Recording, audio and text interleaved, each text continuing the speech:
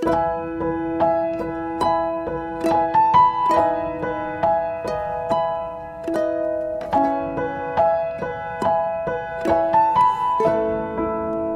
Tuhan. Baik, malam hari ini sudah bersama-sama dengan kita ada Ibu Mera Chang. Shalom Ibu Mera.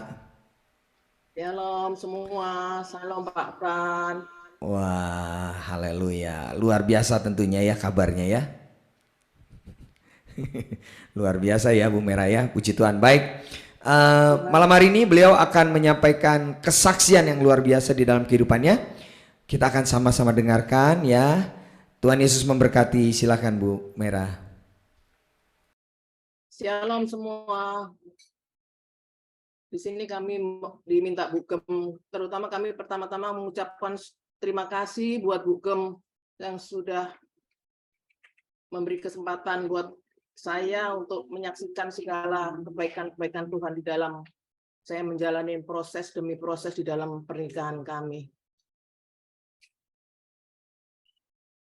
Awalnya pernikahan kami baik-baik saja. Dan semakin kesininya suami saya diizinkan Tuhan untuk mengalami segala permasalahan dalam rumah tangga kami, terutama membentuk karakter kami melalui proses pernikahan kami, proses perselingkuhan suami saya. Di situ awalnya saya tidak kuat, saya marah. Tapi saya bersyukur, saya cepat ditangkap Tuhan, saya dibawa Tuhan untuk datang ke Komsel. Waktu itu saya memang awalnya saya mengawali pernikahan tuh dua-duanya kami tidak di dalam Tuhan. Kami memang diberkatin ya di lembah pujian, tapi kami dua-duanya belum dalam Tuhan sama sekali. Makanya Tuhan izinkan semuanya melalui proses demi proses, dan karakter saya dibentuk melalui suami saya. Saya percaya semua yang Tuhan izinkan itu untuk mendatangkan kebaikan bagi kami semua. Saya dibentuk di Komsel, saya mulai mengerti, belajar firman Tuhan, dan di situ saya mulai belajar. Gembala saya bicara begini sama saya. Kamu jangan pernah cari tahu dan jangan pernah ingin tahu di mana pelakor itu berada dan di mana ngapain aja dia tiap hari sama suamimu. Di situ saya mulai belajar dan belajar. Awalnya saya tetap marah-marah, tapi di situ saya mulai belajar, dan puji Tuhan dengan adanya saya menyalipkan segala kedagingan saya mulai dibentuk, saya belajar nggak sakit hati, saya mulai memaafkan. Memang semuanya berjalan tidak dengan mulus, tapi saya belajar dan belajar terus. Saya dibimbing di Komsel. Nggak gampang, nggak mudah. Tapi saya mau belajar, mau dibentuk. Tuhan kirimkan mentor-mentor. Gembala saya juga ngajarin, kalau kamu harus ada di dalam Tuhan, ada Christ in you, Christ in me, Christ in us. Itu saya pelajarin semua. Dan hasilnya memang sungguh luar biasa. Setiap suami saya tiba-tiba menghilang, nggak pulang. Kalau pulang saya sambut dengan baik, dengan kasih yang dari Tuhan. Hari demi hari, tahun demi tahun saya jalanin, pasti ada up and down ya. Nggak semuanya berjalan lancar. Tapi kami sangat bersyukur ya. Tuhan kirimkan semua gembala-gembala yang sungguh luar biasa. Di gereja kami, juga di luar, Tuhan kirimkan, saya ketemu PDB Kotori, mulai kenal Bugem juga mengajari saya kasih yang sebenarnya. Waktu itu saya anggap kalau kasih itu saya rangkul pelakor itu. Tapi kata Bugem, kamu jangan kompromi dengan perselingkuhan suami kamu. Di situ saya mulai jaga jarak. Saya tetap mengasihi dia, saya tetap berdoa buat dia. akhirnya hasilnya lebih baik lagi. Dan dengan pelakor-pelakor selanjutnya saya tidak mau lagi kompromi lagi. Hasilnya lebih baik. Saya mengucap syukur, terima kasih dan terima kasih. Saya bertindak dengan iman. Saya tidak mau menyuruh suami untuk berubah lebih dahulu, tapi saya tunjukkan kasih Kristus ada di dalam diri saya. Saya mulai bertindak dengan iman, saya mulai berubah. Dan saya tidak mau suami saya mengubah suami saya, karena perubahan itu datangnya cuma dari Tuhan. Dan saya bersyukur digembalakan di gereja kami. Pak Handoko juga banyak sekali membimbing kami. Bu Gem, Eli juga banyak membimbing kami. Saya sering sharing, kalau saya nggak mampu, nggak kuat, saya paling larinya ke Bu Gem atau ke Pak Handoko. Saya nggak mau mencari teman-teman yang di luar Tuhan, yang semakin menambah saya semakin jauh dari Tuhan. Saya terus mendekat sama Tuhan. Banyak teman-teman yang tanya, kok kamu kuat ya ngejalanin ini semua ya? Saya bilang, kalau kami mau dibentuk, pasti kami kuat. Kamu pun juga pasti kuat. Banyak teman-teman saya juga yang mengalami kayak saya. Saya ingin dia juga terus belajar dan belajar, menyalipkan kedagingan, bahwa terus kita di dalam Tuhan. Saya berdoa terus buat suami saya, sampai selama 23 tahun, sampai punya anak. Dan anaknya memang dari lahir saya ngerawat. Sampai sekarang. Akhirnya tahun 2021, Tuhan izinkan yang lebih nggak enak lagi. Suami saya kena kanker. Suami saya yang dulunya tidak pernah sakit, Tuhan izinkan sakit. Tuhan tangkap dia.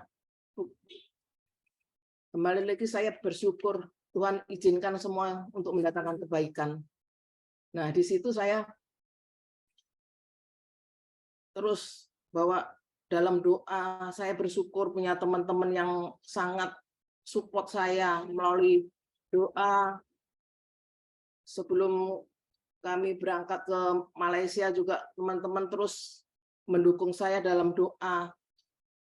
Dan saya menjalaninya selama suami saya sakit. Saya merawat suami saya sakit. Saya tidak pernah ada beban, menjalaninya dengan sukacita.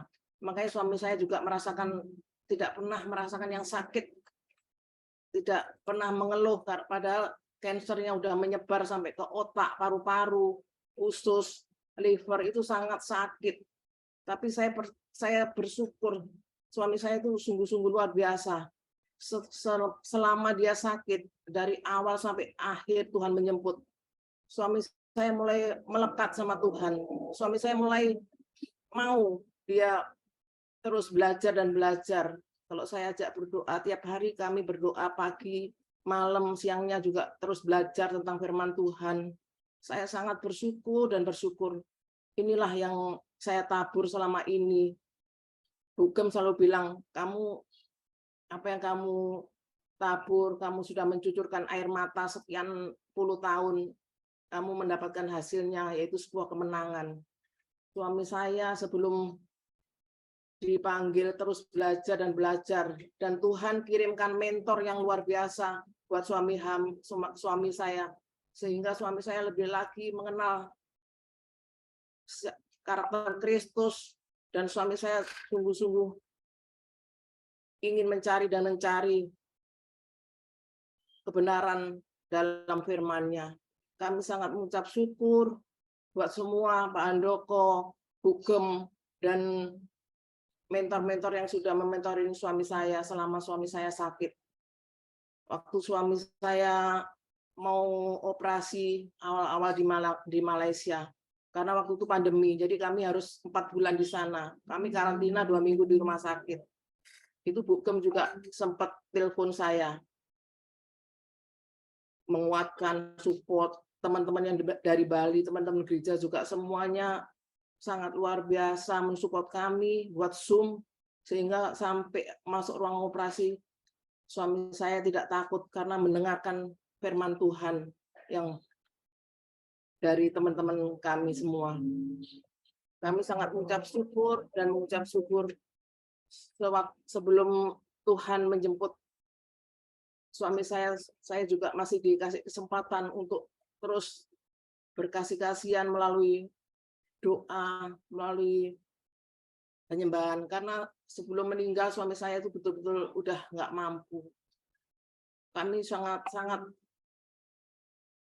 bersyukur dan bersyukur suami saya sudah terima kebenaran dan dia minta ampun, minta maaf sama saya, terutama minta ampun sama Tuhan bahwa apa selama ini yang diperbuat itu semuanya sungguh menyakitkan. Dia menyakitin saya sehingga dia betul-betul sungguh menyesal dan menyesal. Dia minta ampun, dia mau tersungkur, mau cium kaki saya nggak kasih, saya angkat lagi, saya bawa ke dalam tempat tidur. Dan di situ dia nangis, dia berdoa. Akhirnya kami dapat pemulihan, menerima pemulihan. Suami saya menerima kasih mulai dari Tuhan yang sudah lama dia tinggalkan. Dan suami saya betul-betul bertobat, Tuhan buat bertobat. Selama sebelum suami saya sakit, teman-teman selalu nanya ke saya, kapan suamimu bertobat? Kapan suamimu bertobat? Saya bilang, saya jawab, yang bisa membuat suami saya bertobat cuma Tuhan Yesus. Yang bisa mengubah suami saya cuma Tuhan Yesus.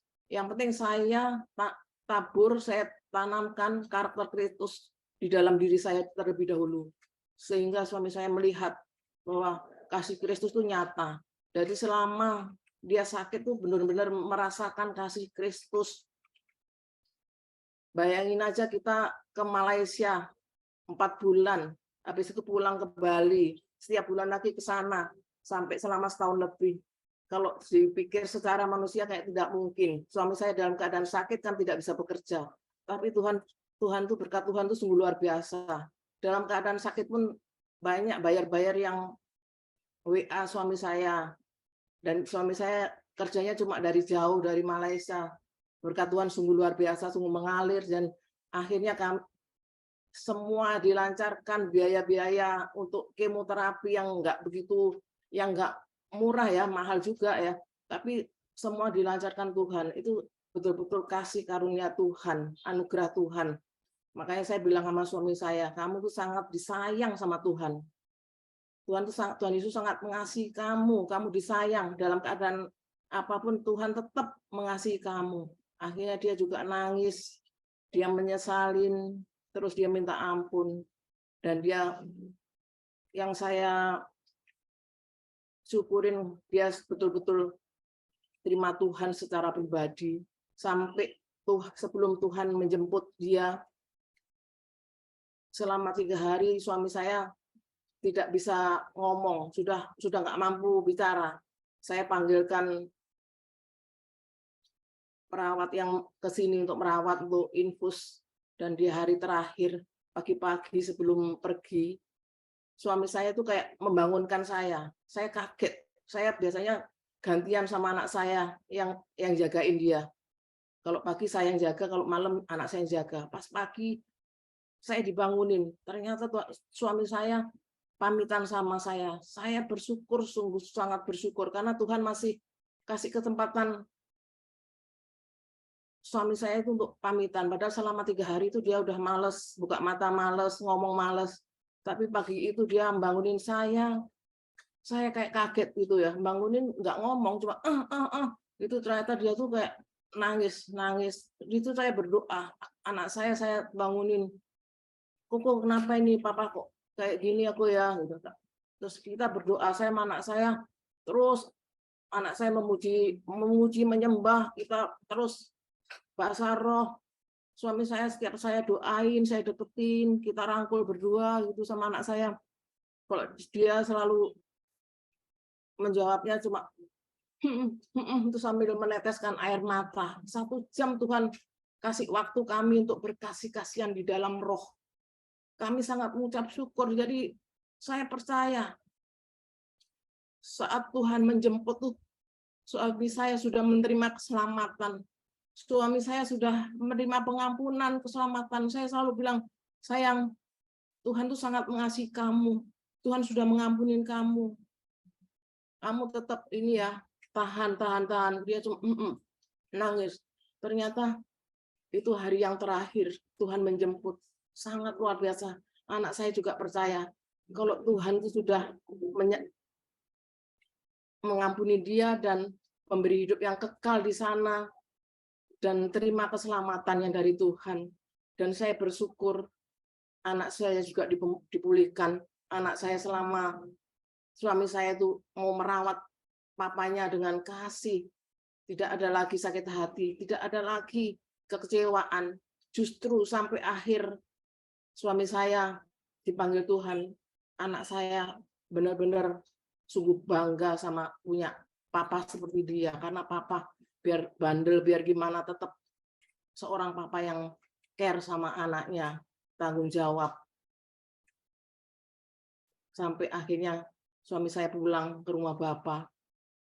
Dan kami sampai sekarang hidup dalam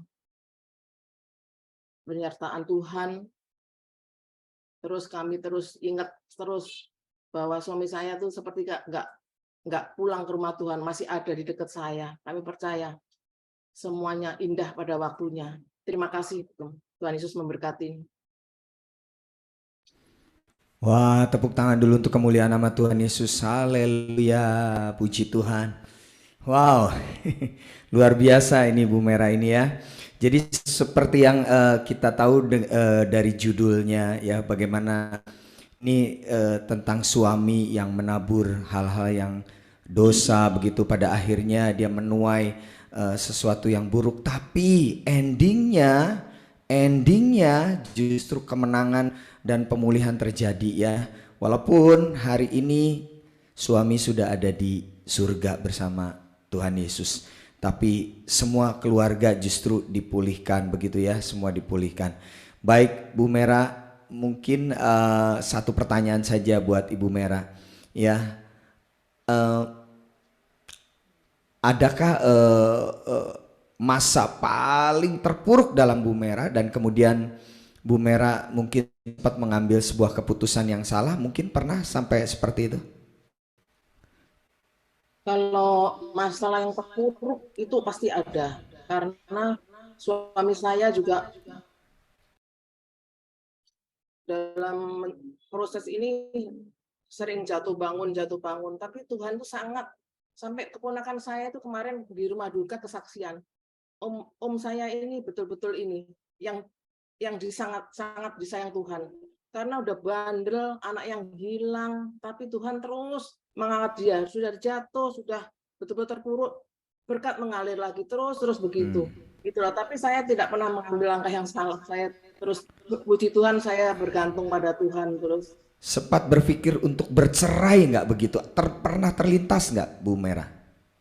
Itu awal-awal Pak Pran. Awal-awal suami saya selingkuh, saya nggak terima. Saya merasa, aduh, saya ada sombongnya dulu. Saya dulu memang punya salon ya, sampai berapa salon gitu. Jadi saya tuh sombong.